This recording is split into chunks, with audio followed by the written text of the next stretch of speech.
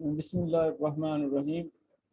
Welcome students. आज हमारा topic of discussion जो है वो कंटिन्यूशन है ऑफ द टॉपिक जो कि हमने लास्ट डिस्कस करना स्टार्ट किया था। वो था हमारा एक नया novel GIT drug delivery system, जिसको हम ऑस्मोटिक ड्रग डिलीवरी सिस्टम कहते हैं। हमने लास्ट लेक्चर में उसका थोड़ा सा इंट्रोडक्शन डिस्कस किया था। हमने कहा था कि ऑस्मोटिक ड्रग सिस्टम हम इसको इसलिए कहते हैं क्योंकि ये प्रिंसिपल ऑफ ऑस्मोसिस के ऊपर वर्क करता है। तो जो ड्रग रिलीज ये करता है वो on the basis of osmosis करता है।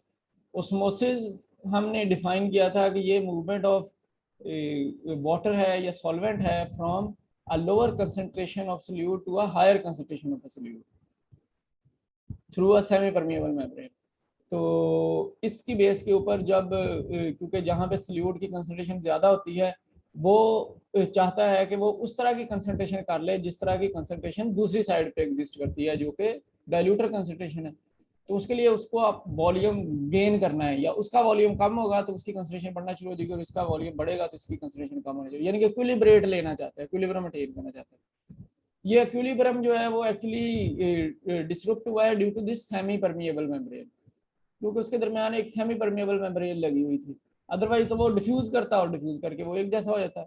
तो लेकिन अब सेमी परमिएबल मेम्ब्रेन उसको डिफ्यूज नहीं होने दे रही, तो वो फिर वाटर को पेनिट्रेट कराएगी, वाटर को फिर ड्रॉ करेगी एक साइड से दूसरी साइड से। ये जो वाटर का ड्रा होना है from one area of the membrane to another area, ये ऑस्मोटिक प्रेशर कहलाता है। इससे जो प्रेशर होता है, जिस प्रेशर से ये वाटर मूव करता है, वो ऑस्मोटिक प्रेशर कहलाता है। तो अगर ये ऑस्मोटिक प्रेशर जो है वो रिस्पॉन्सिबल हो ड्रग की डिलीवरी के लिए, तो फिर इसको हम ऑस्मोटिक ड्रग डिलीवरी सिस्टम कहते हैं। तो इसके लिए हमने कुछ सॉल्ट कंपार्टमेंट लिया हुआ है जो प्रेशर लगाता है ऑन द उस वो एक्चुअली ऑस्मोटिक प्रेशर उसमें आज बनता है, डेवलप होता है, और वो ऑस्मोटिक प्रेशर अप्लाई होता है ऑन अनदर कंपार्टमेंट जिसमें हमारी फिर ड्रग है। तो उसको हमने एक होल के जरिए या मल्टीपल होल्स के जरिए फिर वहां से सिस्टम से रिलीज करवा देना है। तो ड्रग जो है वो रिलीज हो रही है from the osmotic delivery system through a hole, एक होल से फिर वो रिलीज हो जाती है। अच्छा, इसको फिर हमने स्टार्ट किया कि हम डिफरेंट उसके फॉर्मुलेशंस के इंग्रेडिएंट्स को डिस्कस कर लें, जिससे ये हमने ऑस्मोटिक पंप बनाना है और किस किस तरह के इंग्रेडिएंट हमें रिक्वायर्ड है। तो वो हमने लास्ट टाइम स्टार्ट किया था, उसको फिर हम कंटिन्यू करते हैं।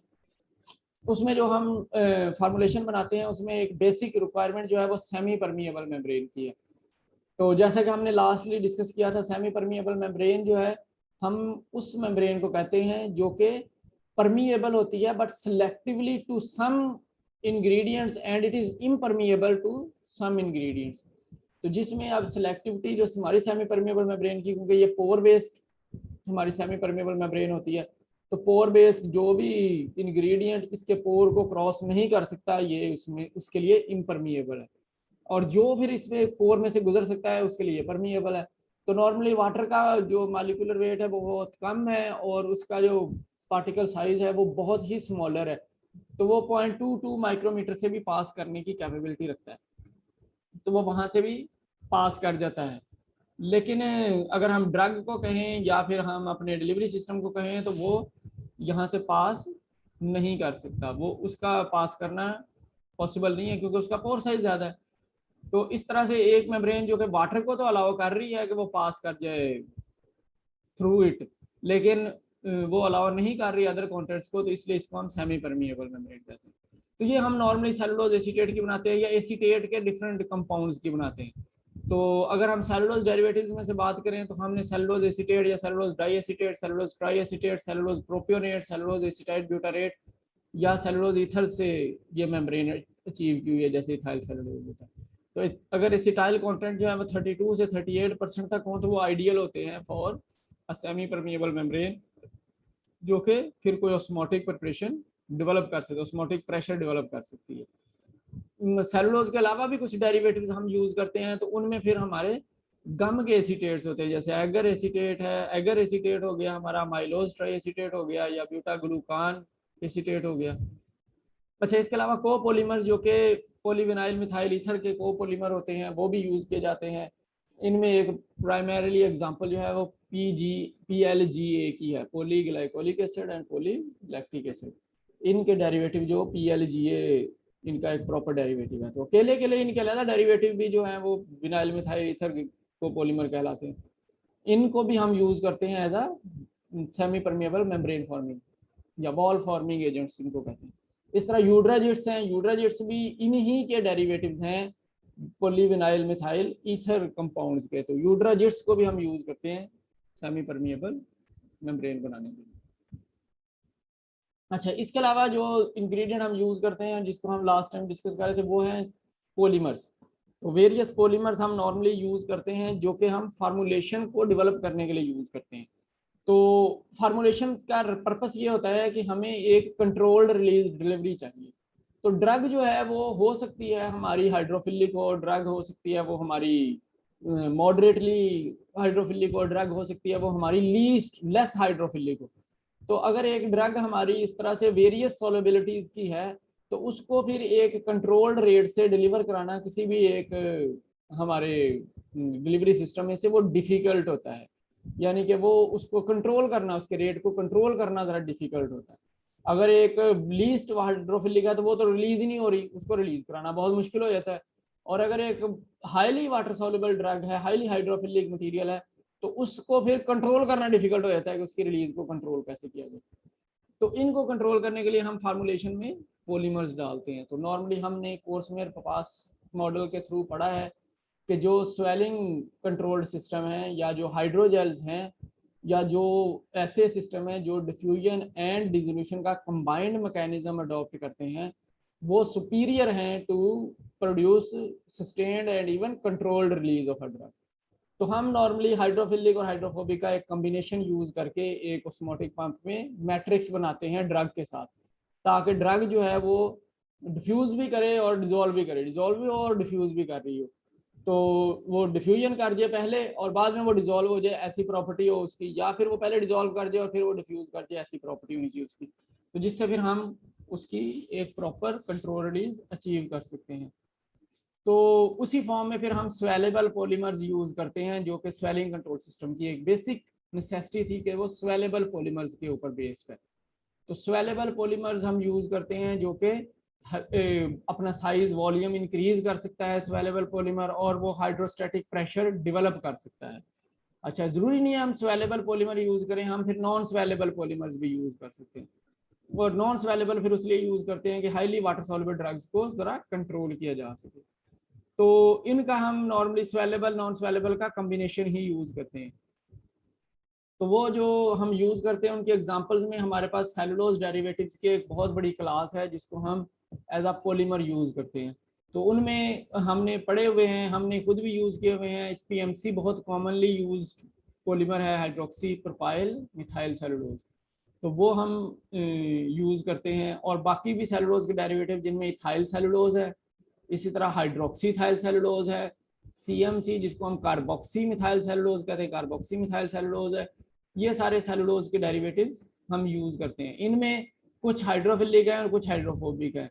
जैसे हमने हाइड्रोक्सी ग्रुप लगाया हुआ है इथाइल सेलुलोज के साथ, तो ये हाइड्रोक्सी इथाइल सेलुलोज जो है वो हाइड्रोफिलिक हो जाता है। अलोन इथाइल सेलुलोज है तो वो लिपोफिलिक या हाइड्रोफोबिक पॉलीमर है। इस तरह हमने कार्बोक्सी मिथाइल सेलुलोज लगाया हुआ है तो मिथाइल और कार्बोक्सी का लिंकेज जो है वो हाइड्रोफिलिक प्रॉपर्टी दे देता है। इस तरह हाइड्रोक्सी और प्रोपाइल का linkage on a methyl cellulose जो है वो उसको हाइड्रोफिलिक प्रॉपर्टी दे देता है।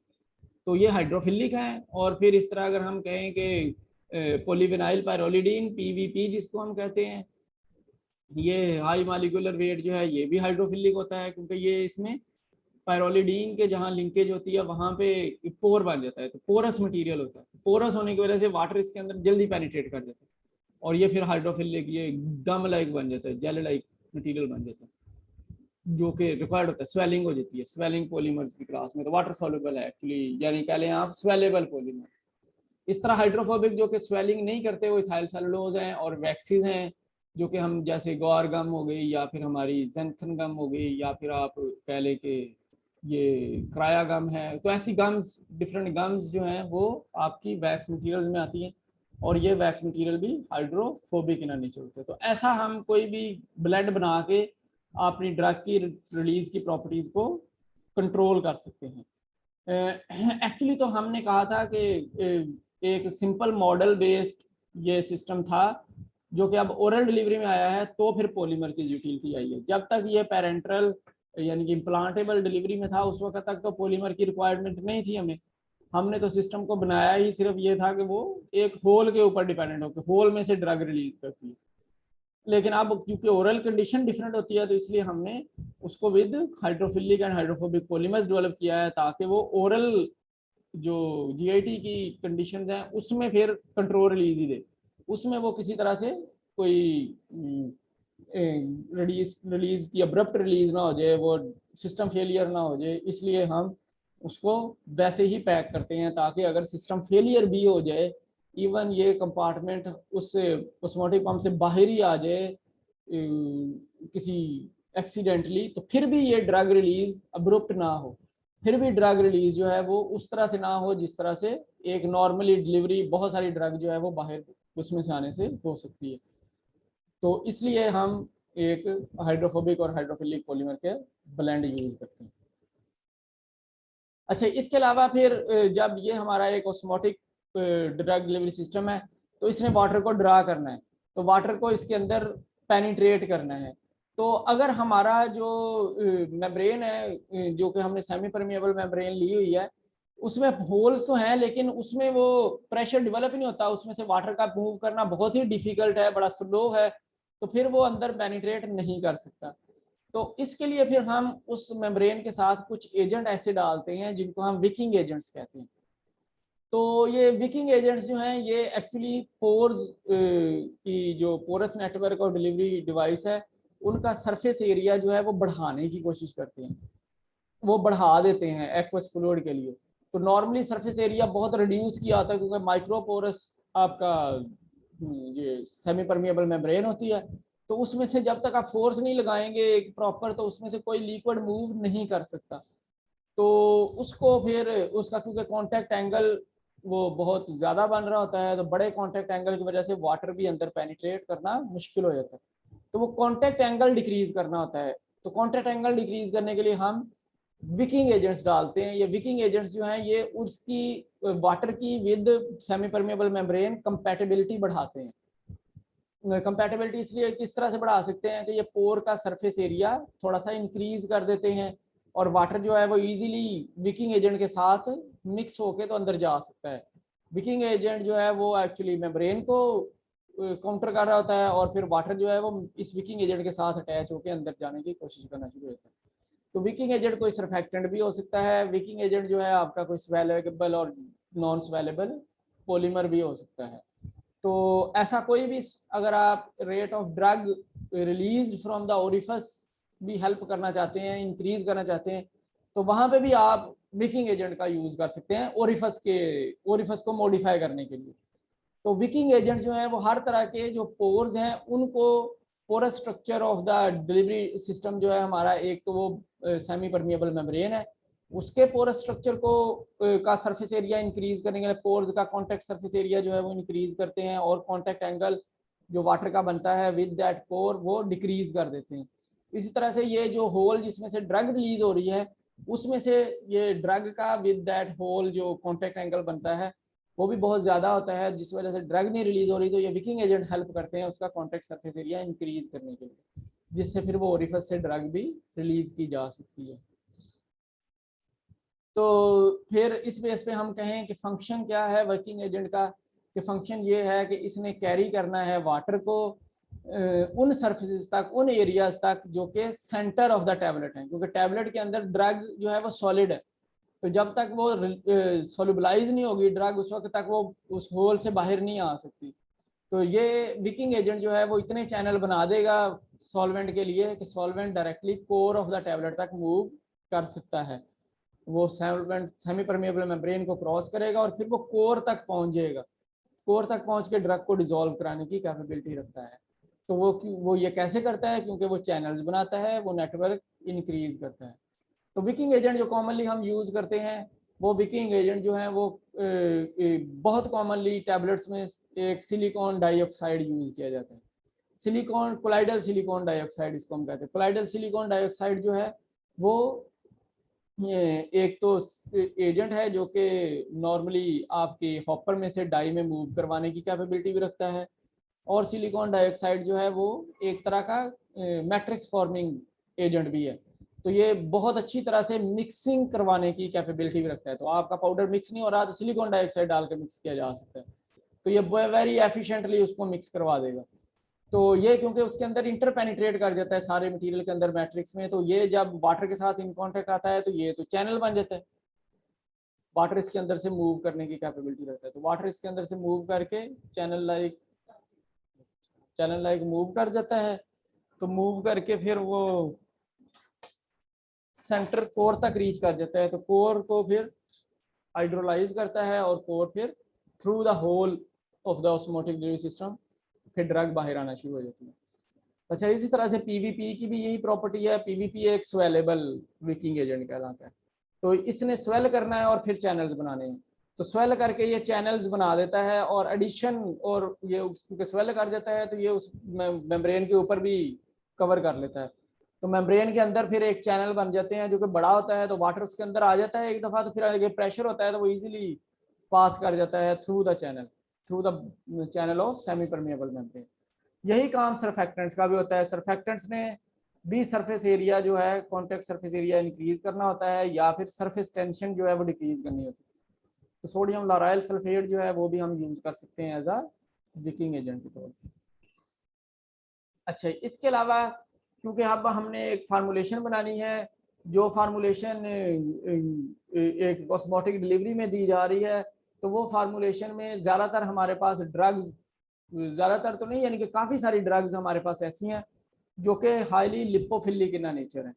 तो वो लिपोफिलिक होने की वजह से एक हमने उसको पॉलीमर के साथ ब्लेंड किया हुआ है, तो पॉलीमर उसकी डिफ्यूजन तो करवा सकता है लेकिन ड्रग डिसॉल्व नहीं करती। डिसॉल्व ना करने की वजह से वो फिर सिस्टेमिक सर्कुलेशन का पार्ट नहीं बन सकती, तो उनकी वाटर सोलबिलिटी क्योंकि बहुत कम होती है। तो अगर हमने बहुत ड्रग्स का देखा है तो उनकी इंट्रिंसिक वाटर सोलबिलिटी पुअर हो तो वो फिर कैंडिडेट नहीं रहता ऑस्मोटिक डिलीवरी के लिए, क्योंकि वो होल में से पास नहीं कर सकता, क्योंकि सोल्यूशन बनेगा नहीं। तो वो जो होल हमने ड्रा किया हुआ है वो ड्रग का, उसमें से वो होल से ड्रग बाहर नहीं जा सकती कंपार्टमेंट में से। तो अगर किसी की इंट्रिंसिक वाटर सोलबिलिटी फिर कम हो तो फिर हम उसके लिए उसको मॉड्यूलेट करने के लिए उसमें सोलबिलाइजिंग एजेंट्स ऐड करते हैं। तो वो कोर ऑफ द टैबलेट के साथ हमें सोलबिलाइजिंग एजेंट भी ऐड करने पड़ते हैं, सिर्फ उन कैंडिडेट्स ऑफ ड्रग्स के लिए जो कि पुअर सोलबिलिटी की हैं। वाटर सोलबिलिटी उनकी इंट्रिंसिक वाटर सोलबिलिटी जो है वो वेरी पुअर है, बहुत कम है, यानी कि लो है। इंट्रिंसिक तो आप समझते हैं ना, एज आ प्लेन ड्रग, अकेली ड्रग को अगर हम वाटर में डिजोल्व करें तो ये उसकी इंट्रिंसिक प्रॉपर्टी होती है, और उसका एक कन्फाइंड सरफेस एरिया भी होता है कि एक सरफेस एरिया से वो ड्रग सोलबिलाइज हो रही हो किसी भी सॉल्वेंट में, मल्टीपल सरफेस एरिया से नहीं, वो ब्रेक ना कर रही हो, वो 3 सरफेस एरिया 4 सरफेस एरिया से नहीं, कोई एक ही सरफेस एरिया उसका इम्पोर्टेंट है, उसको इंट्रिंसिक कहते हैं।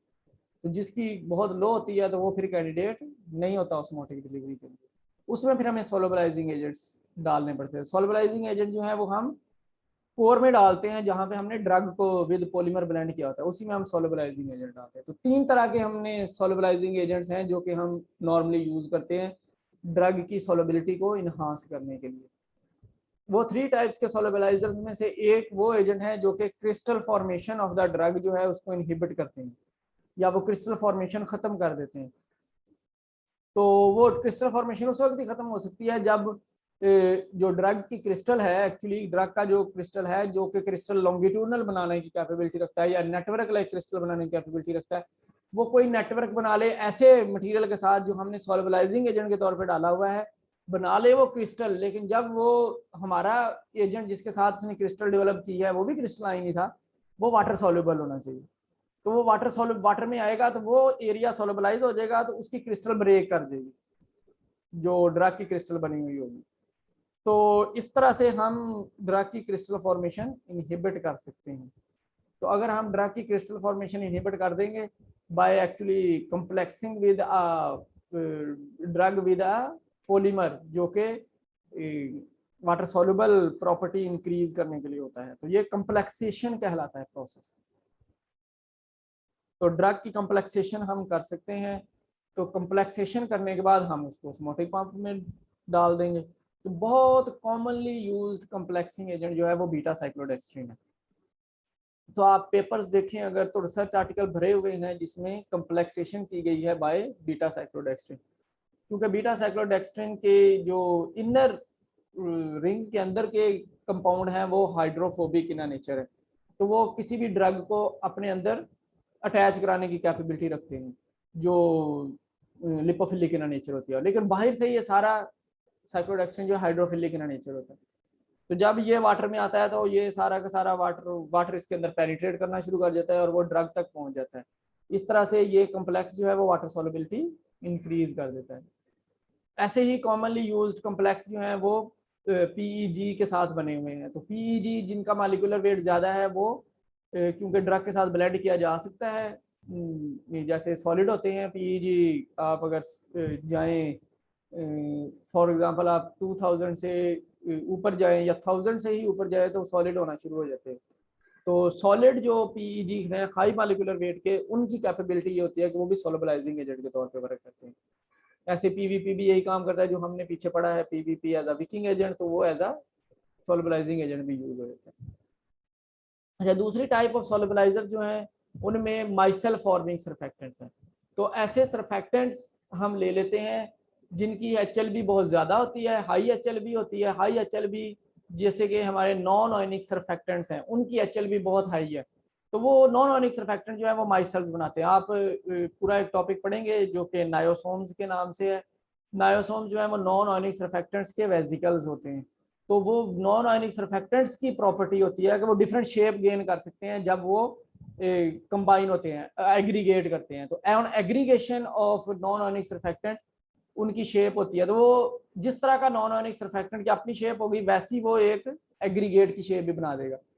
तो माइसेल उस वक्त बनते हैं जब वो वेज लाइक शेप्ड सरफेक्टेंट होते हैं, यानी कि उनमें एक पोर्शन जो है वो बहुत ज्यादा होता है और एक पोर्शन एक हाइड्रोफिलिक पोर्शन होता है, एक लिपोफिलिक पोर्शन होता है। हाइड्रोफिलिक पोर्शन फॉर एग्जांपल बहुत कम है और लिपोफिलिक बहुत ज्यादा है, या हाइड्रोफिलिक बहुत ज्यादा है और लिपोफिलिक बहुत कम है। तो इस बेस पे वो ट्रायंगल लाइक या वेज लाइक बन जाते हैं। तो ऐसी शेप जो होती है उनकी वो माइसेल्स बनाने में हेल्प करती है। तो माइसेल्स बन जाते हैं उनके, वो आपस में एग्रीगेट करके माइसेल्स बनाते हैं। तो उसमें जो हमारे नॉन आयनिक सरफेक्टेंट्स हैं उनमें ट्वीन 20, ट्वीन 60, ट्वीन 80, ट्वीन 40 इस तरह से पॉलीऑक्सीथाइलीन या पॉलीथाइलीन कंटेनिंग सरफेक्टेंट वो हमारे स्पैन्स में आते हैं। तो स्पैन 50, 60, 80 इनको हम कंसिडर करते हैं as a non ionic surfactant. या फिर कोई भी सरफेक्टेंट जिस तरह से फिर हमारा सोडियम लोराइल सल्फेट है, इस तरह का ये एनोनिक सरफेक्टेंट होता है। आप ये कह लें कि ये नॉन आयनिक नहीं है, ये फिर एनोनिक और कैटोनिक सरफेक्टेंट भी होते हैं। तो हम एनोनिक सरफेक्टेंट भी ले लें तो उनकी भी प्रॉपर्टी होती है कि वो भी कभी कभी एक कंसंट्रेशन पे जाके माइसेल्स बनाने की कैपेबिलिटी रखते हैं। तो अगर वो माइसेल बना सकता है along with a drug, drug को इंट्रैप कर दे और माइसेल बना दे, तो जो जब वो वाटर में जाएगा यानी कि वाटर में जाके वो माइसेल बनाने की कैपेबिलिटी, तो माइसेल्स तो वाटर होल्ड कर रहे होते हैं, तो वो वाटर ड्रग के अंदर बहुत ज्यादा सरफेस एरिया के साथ इन कांटेक्ट आ जाता है। तो इस तरह से आपकी ड्रग जो है वो सोलबलाइज होने की प्रॉपर्टी में आ जाती है। अच्छा, तीसरा जो सोलबलाइजर हम यूज कर सकते हैं वो सिट्रेट एस्टर्स कहलाते हैं। तो सिट्रेट एस्टर्स से मुराद है कि ये अल्काइल ग्रुप कंटेनिंग एक एस्टर है जिसमें हमने अल्काइल ग्रुप से इथाइल या एस्टर्स लगाए हुए हैं विद सिट्रेट्स। तो ये नॉर्मली अकेले नहीं यूज होते, इनका जब भी होता है तो ये एनोनिक सरफेक्टेंट्स के साथ इन कॉम्बिनेशन यूज होते हैं। जैसे SLS हमने कहा था, इनके साथ ये इन कॉम्बिनेशन यूज होते हैं। अगर आपने SLS as a micelle forming unit डालना है तो फिर आपको उसके अंदर ऐसा कोई सिट्रेट एस्टर भी डालना पड़ेगा जो कि उसको कम्प्लेक्स कर लेगा, कंबाइन कर लेगा और फिर वो ड्रग के साथ कम्प्लेक्सेशन की कैपेबिलिटी रखता होगा। तो सिट्रेट एस्टर्स में जो हमारे पास मटेरियल है वो वही हैं जैसे कि हमने क्रिस्टल फॉर्मेशन की इनहिबिट करने के लिए डाले हुए। तो अगर आप स्ट्रेट एस्टर लें या फिर आप उनके एजेंट लें जैसे कि PVP है या पॉलीथाइलिन ग्लाइकोल है, इनको आप यूज करें अलॉन्ग विद एनोनिक सरफेक्टेंट्स, तो हम ऊपर वाले दोनों एजेंट्स को मिक्स करके यूज कर सकते हैं। तो ये एक थर्ड टाइप ऑफ हमारा सोलबलाइजर बन जाता है। तो अगर SLS के साथ हम यूज करें PEG या SLS के साथ हम यूज करें PVP, तो ये नंबर 1 टाइप ऑफ सोलबलाइजर का कॉम्बिनेशन हो जाएगा विद नंबर 2 टाइप्स ऑफ सोलबलाइजर। तो इनका कॉम्बिनेशन ले लें, ये हमारा third type of solubilising agent है। तो इस तरह का हम सोलबलाइजिंग एजेंट ले सकते हैं।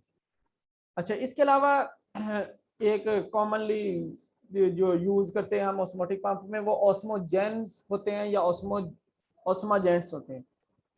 हमने कहा था ऑस्माजेंट्स की हेल्प से या ऑस्माजेंस की हेल्प से हम ऑस्मोटिक प्रेशर डेवलप करते हैं विद इन द फार्मूलेशन। तो फार्मूलेशन में जो ऑस्मोटिक फार्मूलेशन में जो एसेंशियल इंग्रेडिएंट है टू ड्रा अ प्रेशर या to develop a osmotic pressure, वो हमारे ऑस्मोजेंस कहलाते हैं। ऑस्मोजेंस का ये काम होता है कि जब बायोलॉजिकल फ्लूइड्स पेनिट्रेट करते हैं ऑस्मोटिक पंप में थ्रू सेमी परमेबल मेम्ब्रेन, तो ऑस्मोजेंस वो डिसॉल्व होना शुरू होते हैं। ऑस्मोजेन के डिसॉल्व होने से वो ऑस्मोटिक प्रेशर बढ़ता जाता है, यानी कि वो डिसॉल्व होते हैं तो उनको और वाटर चाहिए होता है, क्योंकि वो अंदर कंसंट्रेशन बहुत ज़्यादा होती है उनकी, तो वो वाटर ड्रा करके बिल्डअप करने लग जाते हैं पंप के अंदर बहुत ज़्यादा वाटर को। तो वाटर का बिल्ड होने की वजह से पंप के अंदर एक ऑस्मोटिक प्रेशर बढ़ना शुरू हो जाता है, वो बिल्डअप होना शुरू हो जाता है। ये ऑस्मोटिक प्रेशर जो है ये या तो कंप्रेस करना शुरू, अगर सेंटर में आपके ड्रग का कंपार्टमेंट है तो ये उसको ड्रग के कंपार्टमेंट को, क्योंकि इसका प्रेशर बढ़ना शुरू हो गया तो उसको कंप्रेस करना शुरू कर देगा। या ये एक साइड पे है, ये कंपार्टमेंट इधर है और वो इधर है, तो वो इस कंपार्टमेंट से इस कंपार्टमेंट को पुश करना शुरू हो जाएगा।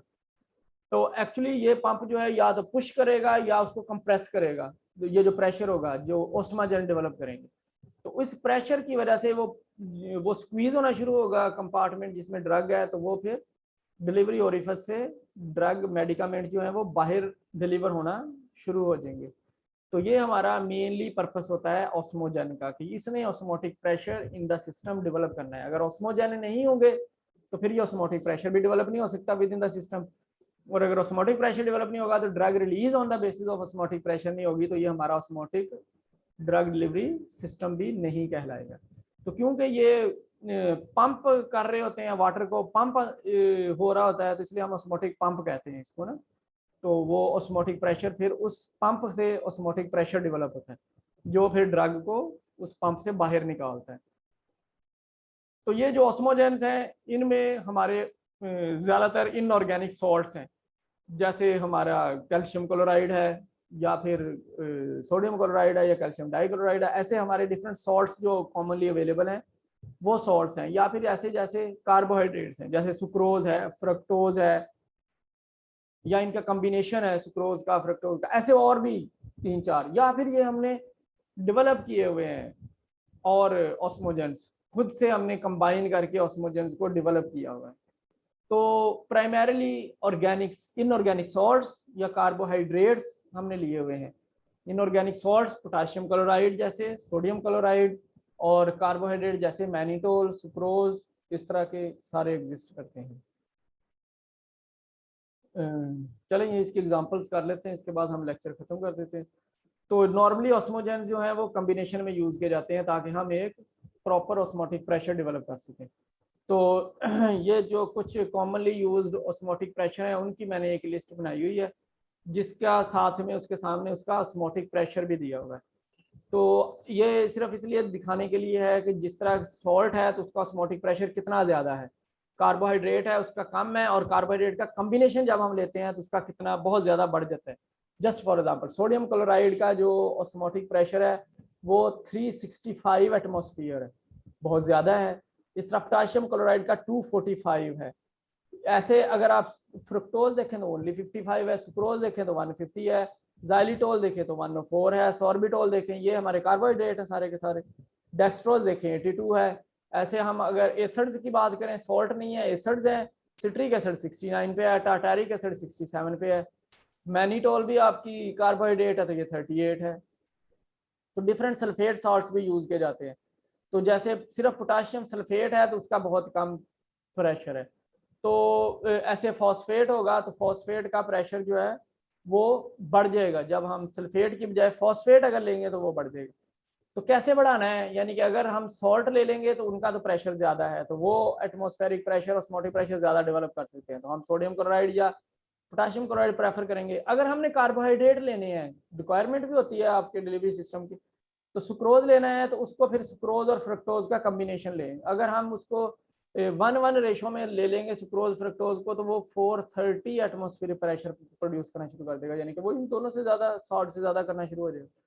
ऐसे अगर हम डेक्सट्रोज फ्रक्टोज कर देंगे तो वो 450 तक चल जाएगा। लैक्टोज को हम फ्रुक्टोज के साथ, दोनों कार्बोहाइड्रेट्स हैं, लैक्टोज को फ्रक्टोज के साथ कर दिया तो वो 500 एटमॉस्फेयर तक प्रेशर पहुंच गया उसका।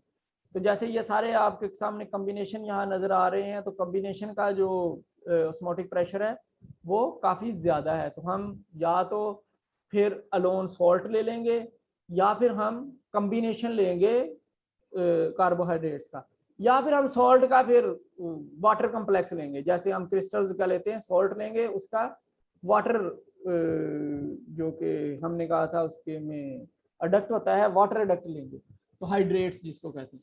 तो उनमें ये जैसे सोडियम पोटाशियम ट्राईहाइड्रेट, इसका कॉम्बिनेशन विद सोडियम क्लोराइड, इसी तरह सोडियम फॉस्फेट का कॉम्बिनेशन विद पोटाशियम क्लोराइड, ऐसे इनका कॉम्बिनेशन हम यूज करेंगे तो फिर इनका ऑस्मोटिक प्रेशर बढ़ जाता है।